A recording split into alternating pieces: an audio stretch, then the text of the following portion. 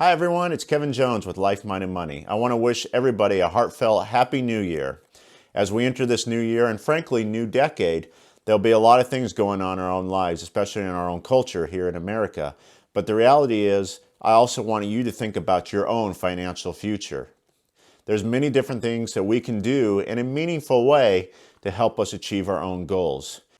While many of us make resolutions this time of year, I also want to think about going way beyond a resolution and actually making a goal that with a meaningful purpose. They go way more in actually achieving what we want than actually a resolution will ever do. So we'll talk about some tips and keys to actually building what we call SMART goals that will help you actually achieve the things that you want to get done in 2020. As always, if you haven't already done so, smash that like button as it helps to show a ton in the YouTube algorithm. And with that, let's get started. Many of us this time of year set New Year's resolutions, and while these are great, they always come across broad in nature. Perfect examples are losing weight, or paying off debt, or helping others. While these are all great things, they're never stated in a way that holds us accountable and have specific terms so that we actually meet the goal itself. So then we're going to dive into what we call SMART goals that actually will hold you accountable to make sure that we get things done that we actually stated at the beginning of each year. Back in 1981, a man by the name of George Doran actually was the first person to actually publish the word SMART goals and actually put some definition behind it. So what we're going to do today is actually go through the 5 categories of what a SMART goal is and put some meaningfulness behind what we truly want to get accomplished in 2020. So let's build a SMART goal together, and we'll use the example of paying off $1,000 in debt. We'll work through each category so you know exactly how to apply this to your own goals that you have in mind today and work those for 2020. So let's begin. So the first letter of SMART is S, and that is specific. And so what we're trying to do, based on my example, is we're trying to pay off debt. I am specifically looking to pay off debt. So that is my S in the SMART goal today. Next is the M, and M stands for measurable. So can I quantify exactly what I'm trying to pay off? So we'll use the example that I have $1,000 in credit card debt. So I am trying to pay off debt, and it's specifically $1,000 of debt, so that when that is done, I know I have achieved my goal.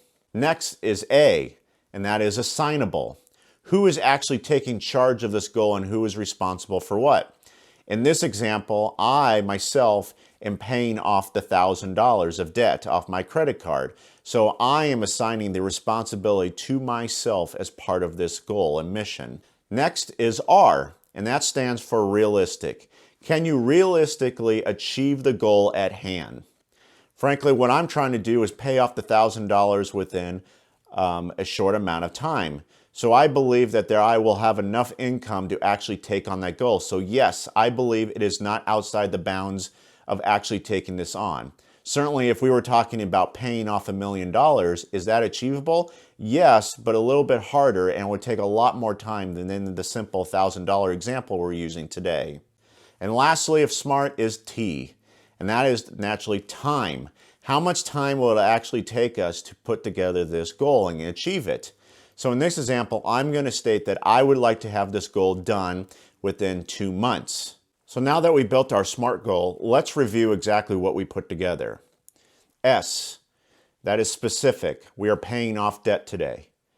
M, is it measurable? In this example, we are paying off $1,000 of credit card debt.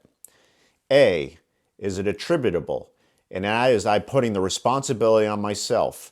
And if it was somebody else, you would assign that as accordingly. R, is it realistic? Absolutely. We're paying off $1,000 of debt, and I believe I can take care of that in a short period of time. And then lastly is T, is time. I'm making this into a 2-month goal to pay it off by the end of February. So now that I've got my SMART goal together, I feel like it actually can go out there and tackle this instead of just saying, hey, I just want to go paying off my credit card debt. Because that's how most resolutions are stated in very broad nature, and we don't want to do that. Through these 5 categories, now I feel like I have a plan that I can execute and get done in a timely fashion and actually take responsibility for it so that I know that I'm accountable for making this get done. Also, what's great about this is put it down on paper and actually give it to somebody else and let them coach you, say, hey, how are you doing with your goal? Because they'll be able to review exactly what you set out for yourself and make sure that you actually achieve it in the time that you stated. Remember, goals are a good thing in all of our lives. It doesn't necessarily have to be around our personal finances. It doesn't matter what we're trying to achieve in our life. We should always be working for bigger and better things for our own self, or maybe our family, or anybody. But just keep in mind that we need to put these in specific terms, or most likely we will not attain them. New Year resolutions are not bad things. But as you can see, if we do not put them into a structure, we will never ever achieve them in the long term. They will probably just go by the wayside, as most people do. Think about all the times that you said you want to lose weight and you end up joining a gym, and then by February that you still keep paying for that gym membership and you never come back. We don't want to see that happen. We want to make sure that you make changes that are positive in your life and they actually get accomplished. So utilize a SMART goal for everything that it's worth. Thanks for watching. And in Life, Mind, and Money, we focus on mind. While we want to get a lot of things done in our lives, we have to certainly put these things in certain structures so that we certainly don't walk away from them.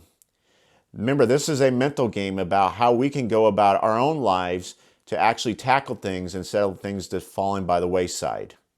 If you haven't already done so, please smash that like button, as it helps the YouTube algorithm and the show a lot. Also, we want to hear from you, so comment below and we'll get back to you. And lastly, if you haven't done so, please subscribe below, as it helps to support the channel. Thanks for watching, and we'll catch you next time.